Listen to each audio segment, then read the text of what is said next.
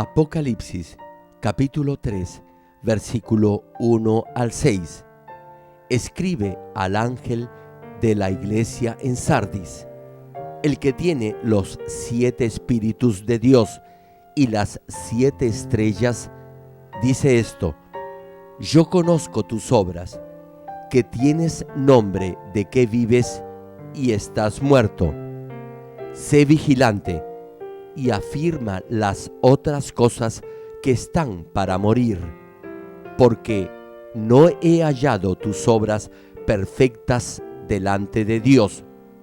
Acuérdate, pues, de lo que has recibido y oído, y guárdalo, y arrepiéntete, pues si no velas, vendré sobre ti como ladrón, y no sabrás a qué hora vendré sobre ti.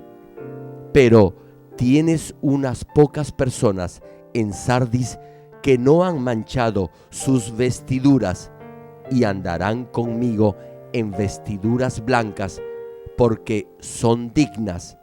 El que venciere será vestido de vestiduras blancas, y no borraré su nombre del libro de la vida, y confesaré su nombre delante de mi Padre y delante de sus ángeles. El que tiene oído, oiga lo que el Espíritu dice a las iglesias. Amados hermanos en Cristo y estimado público, en las 2 últimas prédicas les he compartido de los 7 espíritus. Les he explicado que los 7 espíritus son el corazón de Dios, quien mira el interior del corazón de todo ser humano en esta tierra, y Dios envía a estos 7 espíritus para medir la fe de cada uno.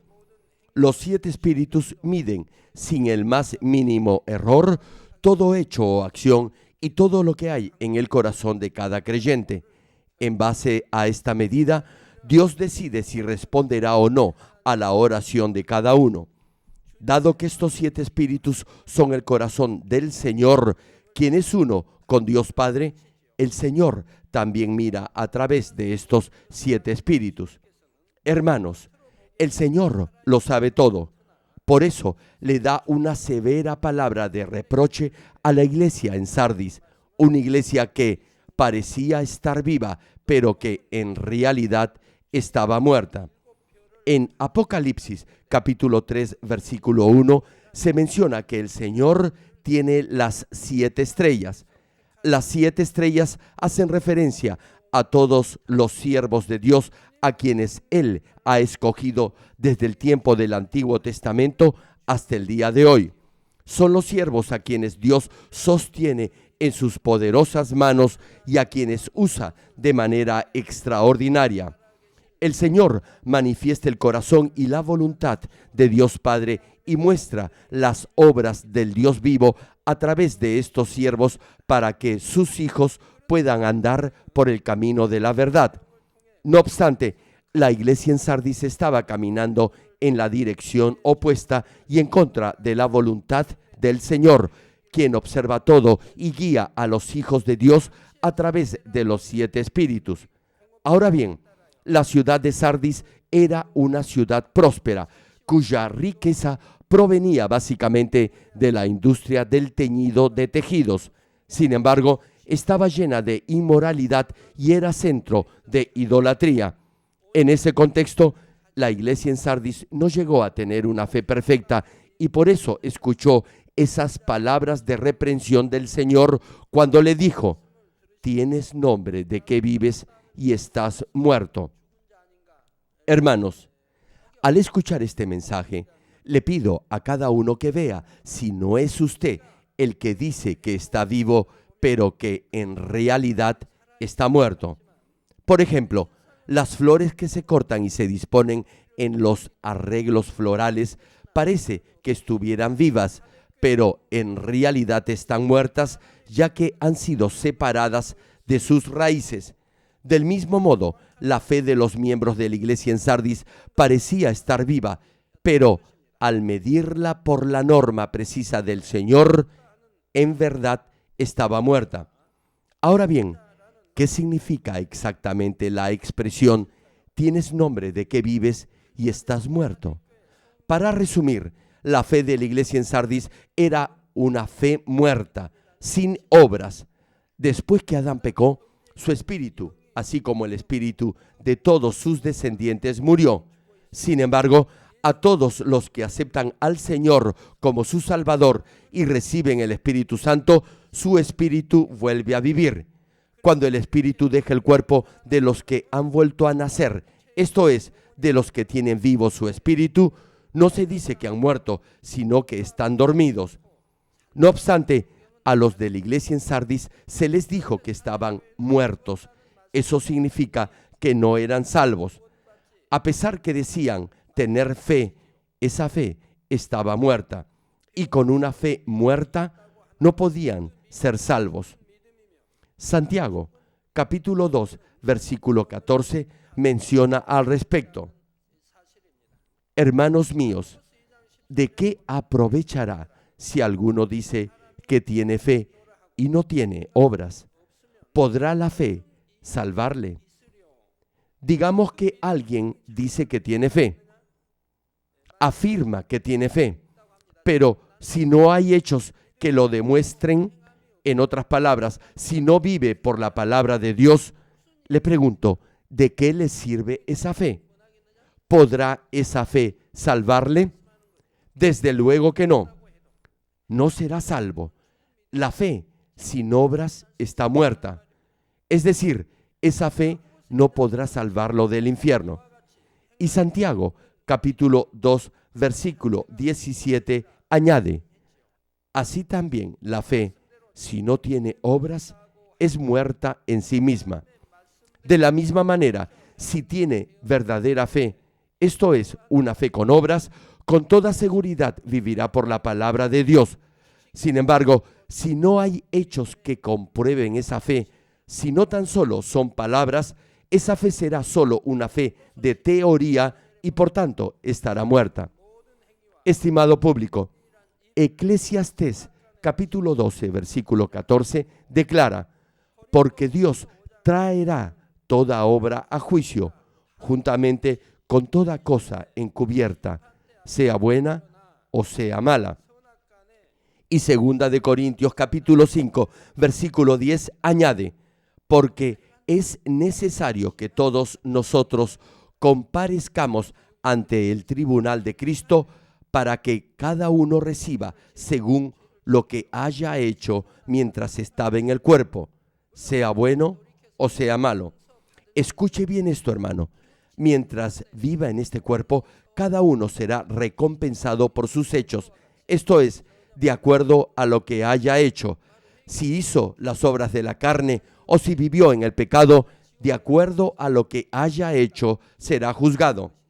Por cierto, si se arrepiente y es perdonado, Dios no se acordará de lo que hizo. Todo aquello de lo que se arrepienta y se aparte, Dios lo perdonará y lo olvidará. Pero de lo que no se arrepienta y Dios no haya perdonado, por todo ello se le juzgará, sea bueno o sea malo. En el caso de las obras de la carne, si continúa repitiendo ese pecado y arrepintiéndose una y otra vez, eso no valdrá nada ante Dios. ¿Acaso el rey David no se arrepintió de inmediato cuando pecó al ser reprendido por el profeta? Se arrepintió con todo su corazón. Aún así, tuvo que enfrentar las consecuencias de ese pecado.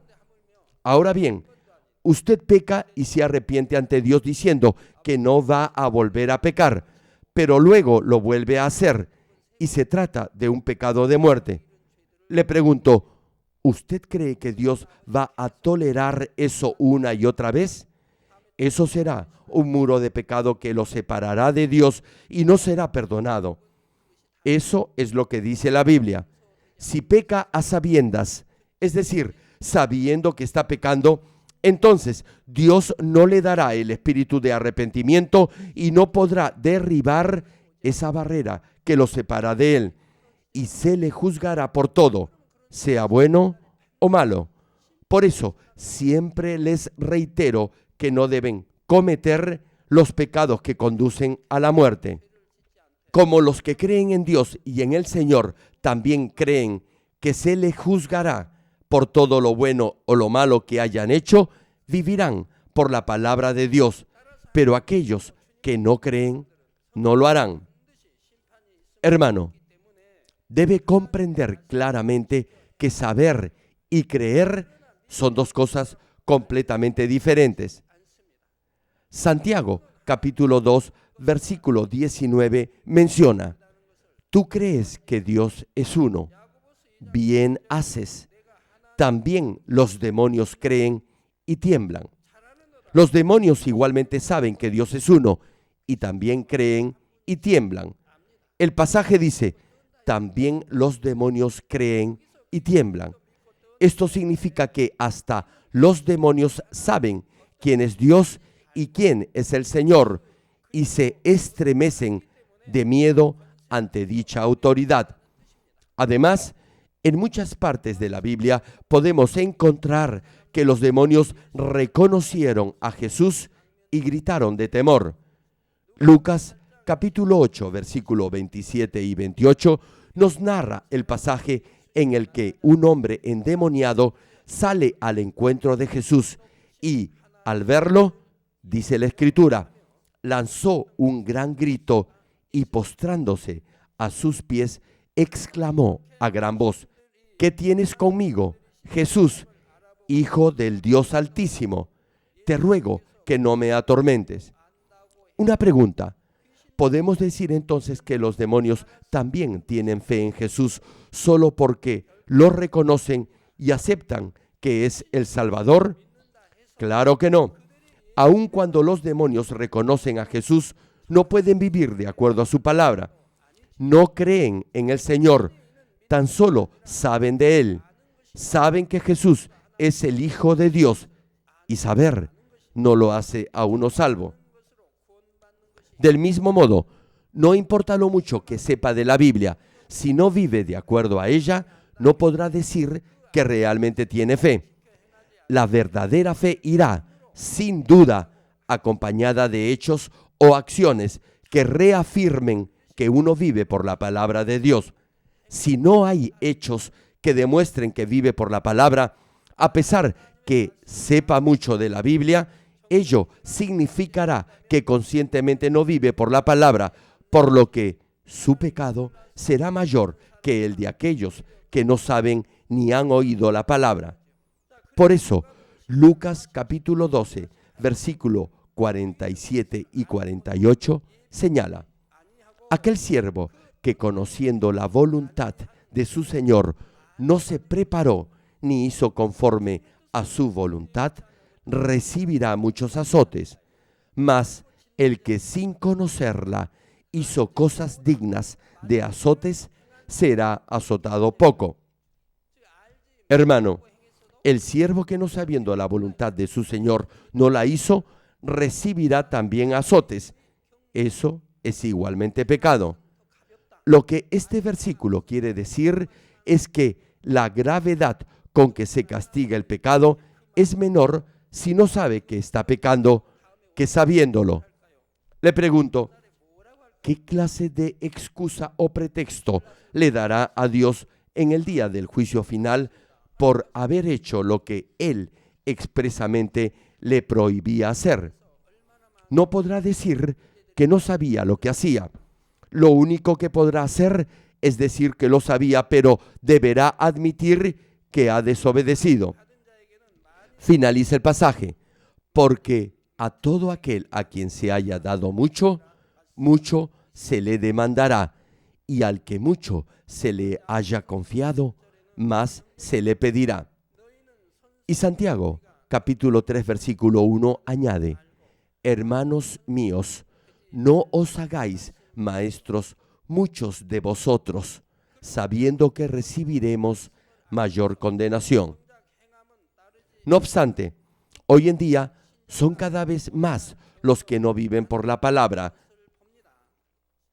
Dicen que es imposible vivir de acuerdo a ella y simplemente ceden en sus principios ante la presión de lo mundano. Exteriormente aparentan vivir una vida cristiana, pero su vida no marca una clara diferencia con la que viven los demás.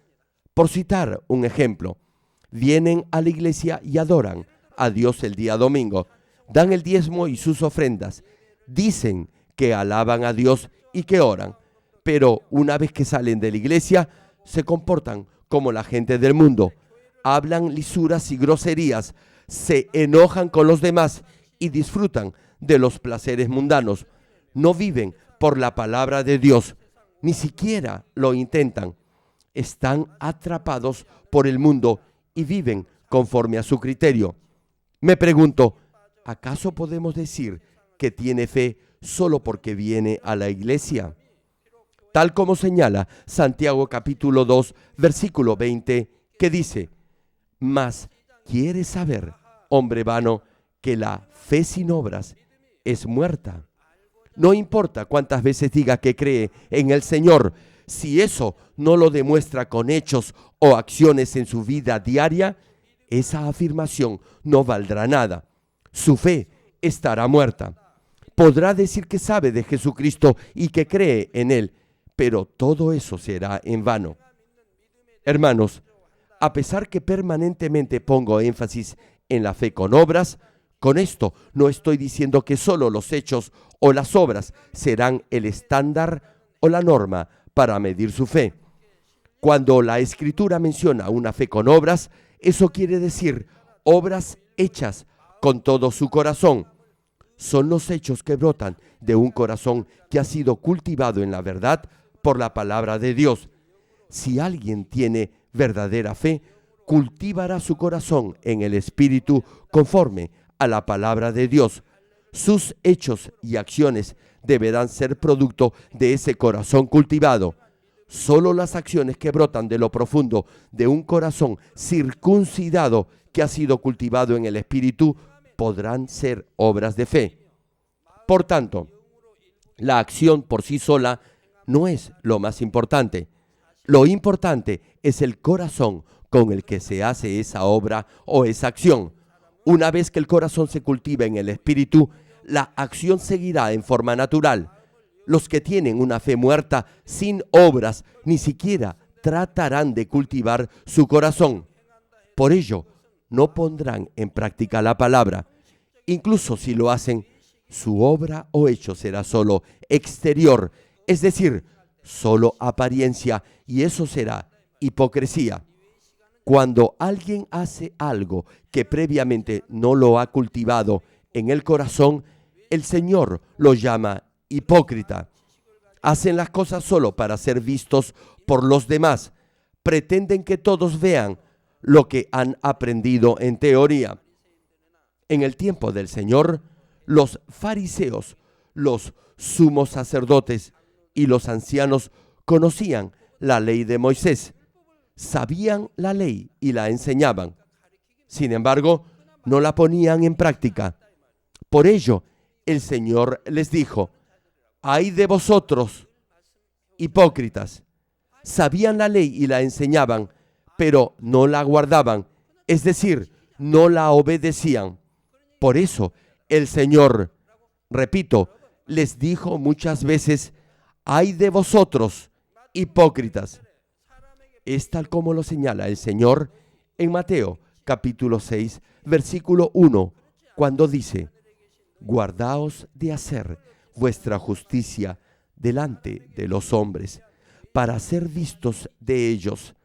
De otra manera, no tendréis recompensa de vuestro Padre que está en los cielos. Sí, hermanos, hay quienes hacen algo solo para que los demás los miren.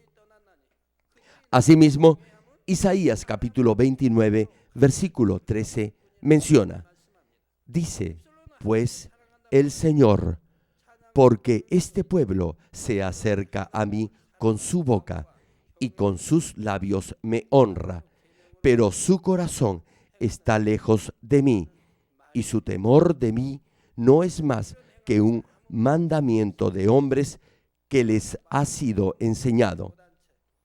Podrá decir de labios que ama a Dios, podrá entonar alabanzas, sin embargo, su adoración será solo formal, serán ritos y costumbres hechas y enseñadas por el hombre sin amor y sin un corazón reverente. Esas acciones no valdrán nada. Debe entender que las acciones u obras, producto solo del conocimiento o las que se hacen únicamente para que los demás los observen, que no se originen en un corazón cultivado en el Espíritu, serán pronto descubiertas y no darán fruto. Para que me entiendan mejor, voy a darles un ejemplo de una acción o hecho que no se hace de corazón. Si de verdad ama a sus padres, todo acto de amor brotará de su corazón. Cuidará bien de sus padres, no solo si es rico, incluso si no lo es, deberá servirlos con todo su corazón. No obstante, a veces las acciones visibles parecen ser muy buenas, pero lo más probable es que no haya sinceridad en ellas. Si cuida de sus padres solo por obligación o a la fuerza, o si los atiende formalmente con algún tipo de segunda intención en su mente, entonces ese cuidado no será verdadero, sin importar lo que exteriormente parezca ser. Si sus padres pudieran leer su corazón interior, se sorprenderían por la abismal contradicción que hay entre su acción visible o externa y su corazón interno. Ahora le pregunto, ¿qué pasaría con Dios, quien mira lo más profundo del corazón de cada uno? Dios siempre ve el corazón de cada uno y sus acciones o comportamiento externo. Por eso, cuando dice que ama a Dios y que tiene fe, deberá mostrar su amor y su fe con obras que broten de su corazón. Ahora bien, usted le está predicando el evangelio a alguien y lo trae a la iglesia para que yo ore por él. Le pregunto, ¿esa persona cuando viene a esta iglesia para recibir mi oración, viene con fe y viene por fe? Si recibe la oración con fe, entonces los hechos lo demostrarán. Pero muchos vienen porque han oído que en esta iglesia se producen milagros de sanidad. Vienen para ver qué pasa, pero no vienen con fe. Si vinieran por fe, le pregunto, ¿por qué Dios no obra en ellos? De seguro que Dios obraría, pero, repito, no vienen con fe y por ello Dios no puede obrar. Dios solo obra cuando vienen a recibir mi oración por fe, esto es, con una fe con obras. Hermanos, no podemos esconder nada de Dios, quien ve y sopesa todo lo que hay en nuestros corazones a través de los 7 espíritus. Así como dice, yo conozco tus obras, Dios no solo ve nuestras acciones, sino también las intenciones más ocultas en nuestro corazón. Así que, por favor, venga ante Dios tal como es y humíllese delante de Él. Si hay algo en la palabra que aún no ha puesto en práctica en su vida, a pesar que dice que cree en el Señor, por favor, pida la fortaleza necesaria para hacerlo. Además, si está sirviendo en la iglesia o haciendo algo solo por obligación, esto es, no lo está haciendo de todo corazón ni por amor, entonces, por favor, examine lo que hay en su corazón y busque la verdad ante Dios. Aquellos que han venido a esta iglesia en busca de sanidad o para resolver sus problemas, por favor, examinen su pasado y vean si su fe era verdadera y si han mostrado esa fe viva ante Dios con amor y con hechos sinceros en su vida diaria. Si muestra verdadero amor y verdadera fe, Dios con toda seguridad los sanará. Sin embargo, la mayoría de los que me piden que ore por ellos no vienen con esta clase de corazón. Se les ha dicho que tal vez podrían ser sanados si reciben mi oración. Eso no es fe y tampoco eso es actuar en fe. Así que, cuando compartan el evangelio, deberán hacerlo en forma correcta. Deberán explicar quién es Dios y por qué Jesucristo es nuestro único Salvador. Deberán referirse al pecado y asimismo compartirán que su pastor tiene este poder de sanidad y que, Si reciben la oración con fe, sanarán. Deberán explicarles todo esto y dejar que cada uno tome su propia decisión. Jamás deberá decirles algo como: ¿qué pueden perder si van a la iglesia y el reverendo ora por ustedes? Tampoco deberá obligarlos a recibir mi oración. Deben venir con su propia fe para que ore por ellos. Deberán creer lo que usted les ha compartido del Evangelio y luego venir a la iglesia para que ore por ellos. Reitero, no deberá obligarlos a venir a la iglesia. Eso sería no actuar de acuerdo a la palabra. Ahora bien, recibir la oración no garantiza la sanidad. Solo cuando viene con fe y por fe podrá recibir la sanidad divina. Oro en el nombre del Señor para que todos sus hechos y su corazón sean transparentes ante Dios y así sus peticiones sean concedidas y Dios los bendiga abundantemente.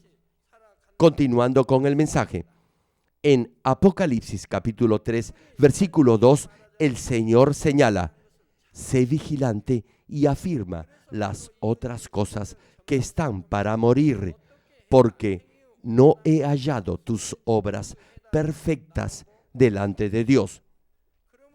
Una pregunta: ¿no se sorprendería si Dios le dijera que no ha hallado sus obras perfectas delante de Él? El Señor le dice: sé vigilante y afirma las otras cosas que están para morir. Esto significa que debe entender que una fe muerta, esto es, una fe sin obras, no podrá salvarlo. Por ello, de ahora en adelante, deberá vivir en la verdad. En otras palabras, deberá desechar esa fe muerta que solo es teoría y conocimiento y cultivar una verdadera fe, una fe viva, con obras. Y el Señor añade: porque no he hallado tus obras perfectas delante de Dios. Esto quiere decir que ha vuelto al mundo y que vive una vida idéntica a la gente del mundo. En otras palabras, deberá recobrar sus obras perfectas. Y la respuesta para lograr esto la hallamos en la primera parte de Apocalipsis capítulo 3, versículo 3, que dice: acuérdate pues de lo que has recibido y oído, y guárdalo, y arrepiéntete. Querido público, por favor, aprovechen este momento para recordar todo lo que han aprendido en esta iglesia. Lo que ha oído y aprendido en esta iglesia es a despojarse de toda forma de maldad y asemejarse a Dios Padre. La iglesia ha venido enseñándoles una y otra vez que sean santos, que recuperen de nuevo la imagen perdida de Dios Padre, tal como se menciona en Levítico capítulo 11, versículo 45, que dice: porque yo soy Jehová, que os hago subir de la tierra de Egipto para ser vuestro Dios. Seréis, pues, santos, porque yo soy santo. Y primera de Pedro capítulo 1, versículo 16, que declara: porque escrito está: sed santos, porque yo soy santo. Tanto en el Antiguo como en el Nuevo Testamento, Dios nos manda a santificarnos. Nos dice: sed santos, porque yo soy santo. Este es el mandamiento de Dios. Y como Dios Padre es santo, sus hijos y su pueblo deben ser santos. Y Mateo capítulo 5, versículo 48 agrega: sed, pues, vosotros perfectos, como vuestro Padre que está en los cielos es perfecto. Y como Dios es completo, es decir, íntegro, usted también deberá ser íntegro. Hermano, Dios es santo, por lo tanto, usted debe ser santo. Si es un verdadero hijo de Dios, también deberá ser santo. La enseñanza de la santidad es muy valiosa y Dios nos dice en el Antiguo y en el Nuevo Testamento que debemos santificarnos y desechar toda forma de maldad. A fin de ayudarlo a entender el corazón de Dios, en esta iglesia se ha interpretado y enseñado el significado espiritual de los 66 libros de la Biblia a través de infinidad de prédicas y seminarios. Muchos siervos de Dios en todo el mundo creen que el poder de Dios vendrá sobre ellos a través de mi oración. Me escriben pidiéndome que ore por ellos para que reciban el poder de Dios. No conocen los principios espirituales de la Biblia. Si solo por mi oración pudiera transferir el poder de Dios, entonces yo podría hacer que cada uno de ustedes tuviera ese poder. Pero el poder de Dios no se obtiene de esa manera. Tan solo vean a los padres de la fe que tuvieron ese poder. En el Antiguo Testamento, estos siervos de Dios atravesaron por todo tipo de pruebas, pero amaron a Dios por sobre todas las cosas, se abstuvieron de todo lo mundano y entregaron sus vidas a Dios. Moisés, Elías y otros siervos de Dios fueron así. Era lo mismo en el Nuevo Testamento. Pedro, el apóstol Pablo, el diácono Esteban, Felipe y otros, todos ellos vivieron en santidad y fueron santificados. La Biblia nos narra cómo vivían. Las dos hijas de Felipe tenían el don de profecía. Podemos deducir fácilmente el nivel de santidad de Felipe. Esteban no había hecho nada malo y sus ojos espirituales fueron abiertos. Dijo que estaba viendo al Señor sentado a la diestra de Dios. Entonces los que estaban allí se enojaron y lo apedrearon hasta matarlo. Ahora bien, ¿qué es lo que Esteban dijo cuando era apedreado? Dijo: Señor, no les tomes en cuenta este pecado. Incluso cuando estaba siendo apedreado, oró para que sus agresores fueran perdonados. Nuestro Señor era así. Esteban hizo lo mismo que hizo el Señor. No se quejó, a pesar que fue injustamente lapidado, oró por ellos. Como había alcanzado ese nivel de santidad, Dios le dio su poder y lo usó de forma extraordinaria. Usted puede obtener ese poder si alcanza el nivel de la santidad. No puede recibir ese poder solo por una oración. Si realmente ama a Dios y ora con fervor y llega al nivel de la santidad, en esa misma medida tendrá el poder y la autoridad de Dios. En la medida en que se santifique y ame a Dios, podrá obtener el poder de Dios al recibir la oración de un siervo ungido por Dios. Volviendo al mensaje, en esta iglesia se ha enseñado solo la verdad. Ahora bien, si examina su vida pasada, pregúntese, ¿con cuánta frecuencia ha puesto en práctica lo que ha oído y ha aprendido hasta ahora en esta iglesia? Le pregunto, ¿hace lo que Dios le dice debe hacer y no hace lo que Dios le dice no debe hacer? ¿O no desecha todo aquello que debe desechar?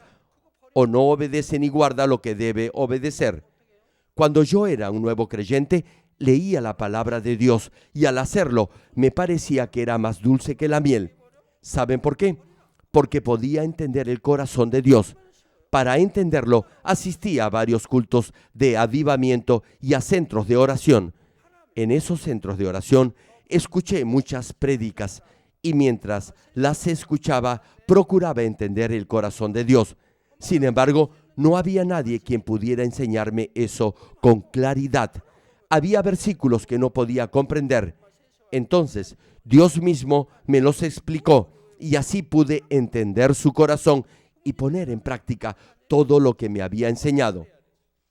Supongamos que un niño toma algo sucio en sus manos. Imaginemos que es un pañuelo. Entonces, su padre le dice que arroje eso a la basura. Si lo obedece, será un buen hijo. Es muy fácil, ¿verdad? Si el niño obedece, todo será más fácil. Pero si el hijo argumenta, entonces todo será más difícil para el hijo. Solo debe decir sí y obedecer. Eso hará todo más fácil en su vida cristiana. ¿Acaso necesita una razón para obedecer? No, no la necesita. Si una madre le dice a su hijo que se lave la cara, si le dice que no salga de noche, sino que se quede en casa, si la madre le pide algo así, todo lo que tiene que hacer el hijo es quedarse en su casa. No debe dar pretextos ni excusas. Todo lo que tiene que hacer es decir sí, quedarse en casa y hacer sus tareas. Lo mismo sucede con la palabra de Dios. Solo debe decir sí y amén a la palabra. Retomando la prédica, Filipenses capítulo 4, versículo 9 menciona: lo que aprendisteis y recibisteis y oísteis y visteis en mí, esto haced, y el Dios de paz estará con vosotros. Le pregunto, ¿con quién estará Dios? ¿Está Dios con usted o no? Él estará con usted si no practica el pecado y si vive por su palabra. Pero si peca y no vive por la palabra, entonces Dios nunca estará con usted.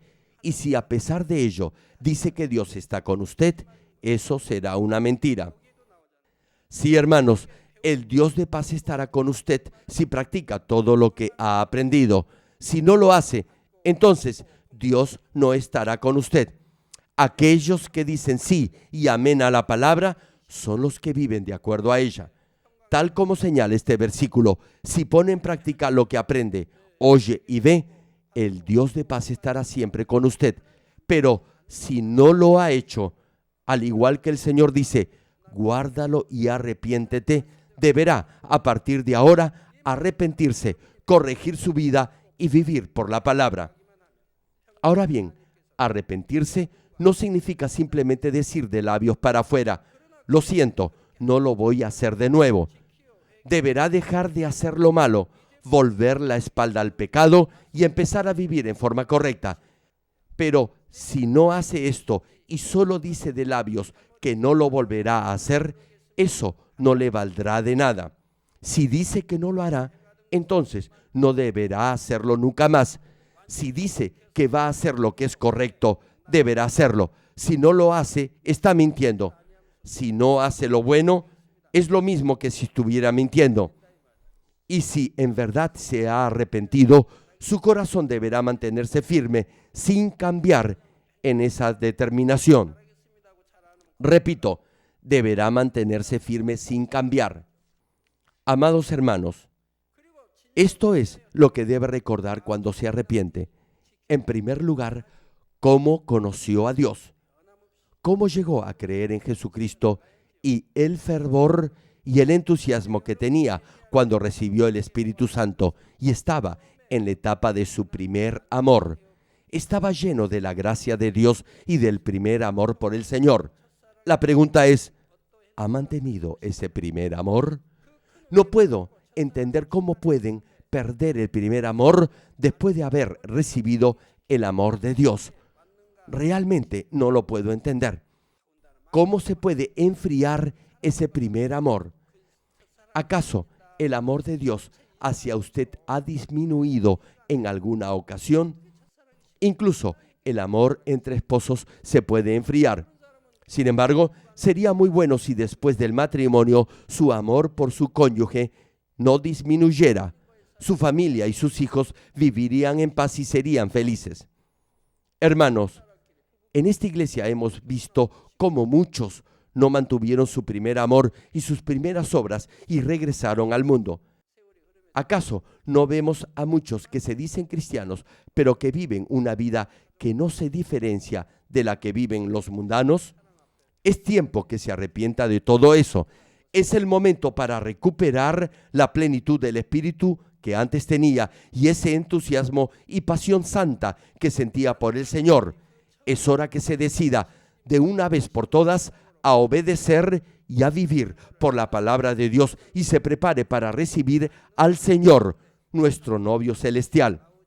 Ahora bien, en la parte final de Apocalipsis capítulo 3, versículo 3, el Señor señala lo que sucederá a los que no se arrepienten ni corrigen su vida y menciona cómo será para ellos su segunda venida.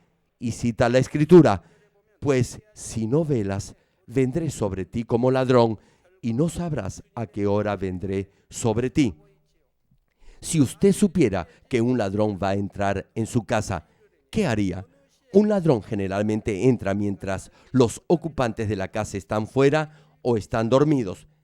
Hermanos y hermanas en Cristo, deben estar agradecidos porque a través de estos mensajes pueden y deben identificar sus fallas o equivocaciones corregir su comportamiento y examinar su verdadero ser o yo. Les pregunto, ¿qué cree que le pasaría si el Señor regresa y usted aún no ha dejado completamente el pecado y no está preparado para reunirse con Él? Pregúntese, si tuviera tiempo suficiente para arrepentirse cuando el Señor regrese, ¿a qué lugar iría en el reino de los cielos? Sí, iría solo al paraíso. Como se ha arrepentido a último momento, no tendrá tiempo para acumular recompensas en el cielo. Si el Señor vuelve como ladrón en la noche y usted no está preparado para recibirlo, ya será muy tarde para ello. Una pregunta, ¿a qué clase de lugar entra un ladrón? Entra a una casa que no está muy vigilada y donde los propietarios están dormidos.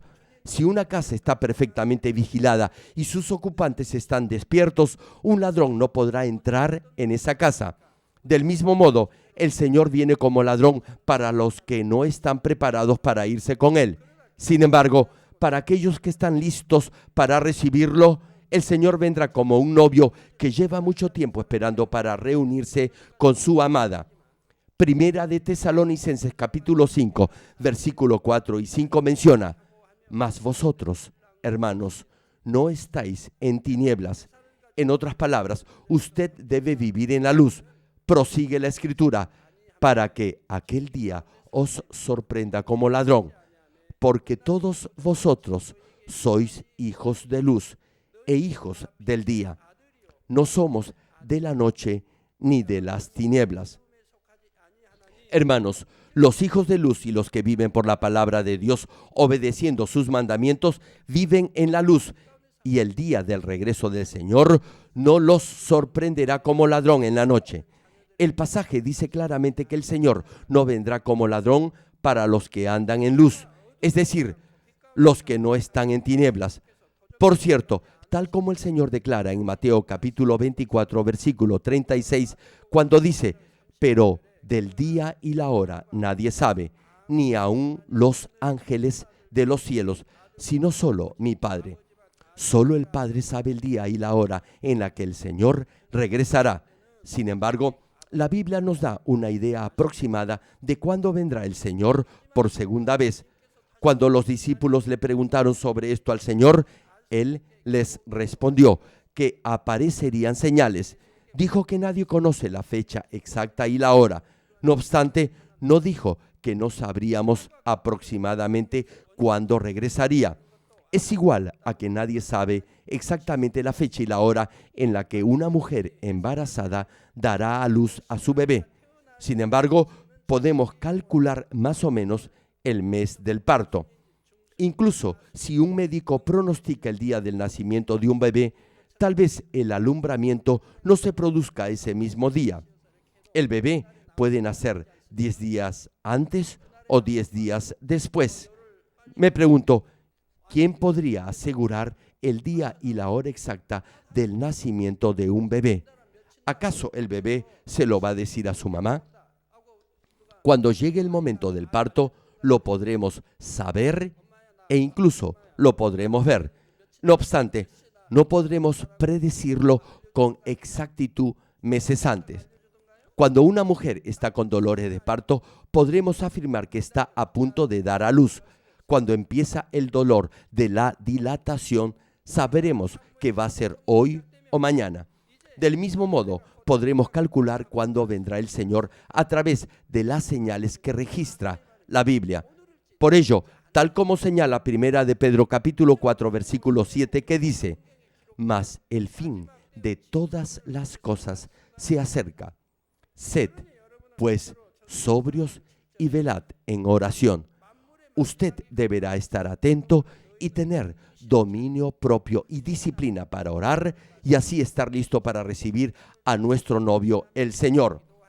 Termino el mensaje. Amados hermanos en Cristo y estimado público, la palabra que el Señor envía a la iglesia en Sardis es muy importante para las iglesias y para todos los cristianos en estos días finales, a fin que cada uno examine su vida. Hay muchas iglesias que se establecen en el nombre del Señor. No obstante, el hecho importante no es que solo se funden en el nombre del Señor, sino que el mismo Señor les diga que están vivas. Hoy en día hay muchos cristianos en el mundo y muchos de ellos dicen que viven en santidad, pero me pregunto, ¿cuántos de ellos viven por la palabra de Dios y muestran con hechos su fe en Dios? Hay muchos que dicen que viven por la palabra de Dios, que van a la iglesia el día domingo, que diezman y que ocupan un cargo o posición en la iglesia. Sin embargo, lo que Dios quiere no son obras o hechos formales o solamente de apariencia. Lo que Dios desea en verdad es que usted obedezca y viva por su palabra con un corazón dispuesto que se asemeje al corazón del Señor, mostrando hechos perfectos que lo diferencien de la gente del mundo. Oro en el nombre del Señor Jesucristo para que todos ustedes vivan realmente por la palabra de Dios, mostrando en todo momento en su vida cotidiana obras sinceras de fe, y así se esfuercen al máximo para llegar a ser esa novia prudente, sabia, santa y pura, digna de recibir a su Señor. Ahora oraré por todos aquellos que están enfermos. Coloque su mano en la parte enferma o adolorida.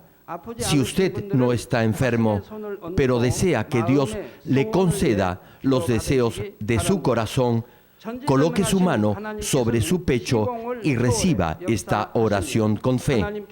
El obrar del Todopoderoso Dios trasciende el tiempo y el espacio, y Él obrará de acuerdo a su fe.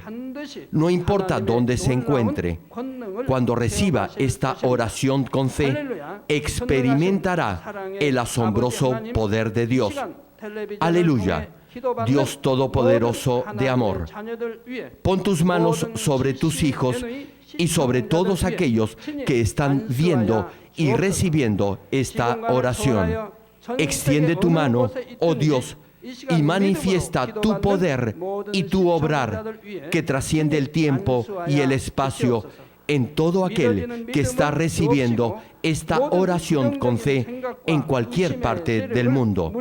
Da a cada uno de ellos la fe necesaria para que puedan creer y echar fuera todo pensamiento negativo y toda duda. Quita de ellos todas sus cargas y sufrimientos. Quema por el fuego del Espíritu Santo y limpia con la sangre de nuestro Señor desde la cabeza a los pies cada coyuntura y todo nervio, tejido y célula.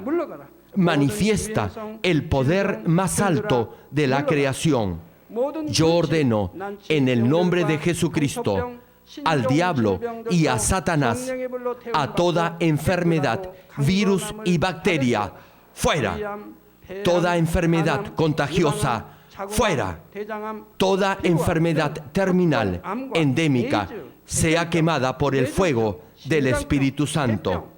Que haya sanidad en todo tipo de cáncer, sida, leucemia, enfermedades cardíacas, pulmonares y todo tipo de dolencias que afectan a la mujer, hipertensión, diabetes, enfermedades de la piel e inflamación. Que toda parálisis, artritis y hernia sean sanadas. Que todo dolor, lumbago y jaqueca desaparezcan. Que todo resfrío, fatiga y enfermedad a la tiroides sea quemada por el fuego del Espíritu Santo. Epilepsia, autismo, depresión, crisis de nervios y todo tipo de enfermedades mentales, fuera. Dios Padre, te pido que toda parte que esté paralizada sea liberada y que los paralíticos y cojos caminen. Que los que tienen la vista nublada se les aclare. Que los que tienen problemas para oír puedan oír bien. Que los ciegos vean. Que los sordos oigan. Que los mudos hablen. Padre, bendice a aquellos que no pueden tener hijos. Restaura los huesos rotos y haz nueva toda parte quemada de los cuerpos. Limpia por el fuego del Espíritu Santo a los que son adictos a alguna droga, narcótico o sustancia tóxica. Revive los nervios y las células muertas. Ordeno en el nombre de Jesucristo al diablo y a Satanás y a toda potestad del aire, fuera, a todo poder de las tinieblas, espíritus malignos, perversos, deshonestos, engañadores, espíritus de división, fuera. Dios Padre, fortalece sus espíritus y sus cuerpos. Dales la fortaleza necesaria para que puedan clamar a ti. Fortalécelos para que puedan despojarse de todo pecado y vivan en santidad, para que sus almas sean prosperadas y todo les vaya bien. Responde a los deseos de su corazón, a su clamor y a sus oraciones. Auméntales la fe, la esperanza y el amor, y que sus familias también puedan oír y creer en las buenas nuevas del Evangelio. Protégelos de todo accidente y bendícelos para que lleven una vida próspera. Protege a todos tus hijos en sus hogares, trabajos y negocios con el fuego del Espíritu Santo. Bendícelos en su entrada y en su salida y en todo lugar a donde vayan. Y bendícelos para que puedan prestar y nunca pedir prestado. Dales sabiduría y entendimiento y que sean llenos del Espíritu Santo. Da a todos los ministros la habilidad para llevar a cabo bien sus deberes y que haya también un gran avivamiento en cada iglesia. Manifiesta tu obrar para que con sus labios puedan testificar: Dios me ha respondido y he sido bendecido por Él. Dios Padre, te doy las gracias. Toda la gloria sea para ti. He orado en el nombre del Señor Jesucristo. Amén. Me dio un parálisis facial de un lado de todo el cuerpo. Aleluya, praise the Lord. Gloria a Dios. Alabado sea el Señor. Podía Praise the caminar. Lord. Aleluya. No podía caminar por 3 años y ahora In the name puede. of Jesus Christ. Now she's standing by herself. Aleluya. Gloria a Dios. Gloria al Señor. You can do it. You can do it. Just slightly. Suavemente se Aleluya. levanta. Aleluya. Demuéstrele Dios te que en el bendiga. nombre de Jesús Just you usted can ha sido sit sanada. down. Pueden verla ahora. And Reverend Dr. Jack. Ahora tuve cama, pero ahora estoy ya mejor. Tírelas, por fe, tírelas. Throw away the crutches by faith. Tell him. No puede caminar 5 años. 5 years you couldn't walk. Aleluya. AIDS. ¿Por cuánto tiempo has estado sufriendo del SIDA? 7 años. For 7 years. 7 years. So what happened tonight when you received ¿Qué fue lo the que pasó esta noche cuando recibiste la oración del Dr. Lee? Gracias a Dios fui sana. I believe I was healed. ¿Quién te sanó? Cristo. Cristo. Aleluya. Aleluya. Alabado sea el Señor. Gloria a Dios. De chiquita. Since born. From the birth, Diana, 16-year-old girl, couldn't speak anything. ¿De hace cuánto? Aleluya. Aleluya. Aleluya. Aleluya.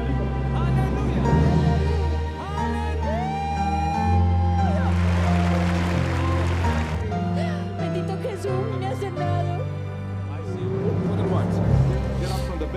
Una vuelta para que le enfoquen las cámaras.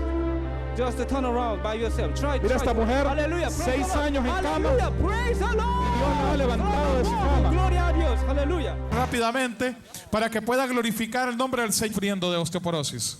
Hace un año. 1 year. Just 1 year. Were you Por fe, Sí. So would you like to stand up by yourself? levántese para que el pueblo pueda ver.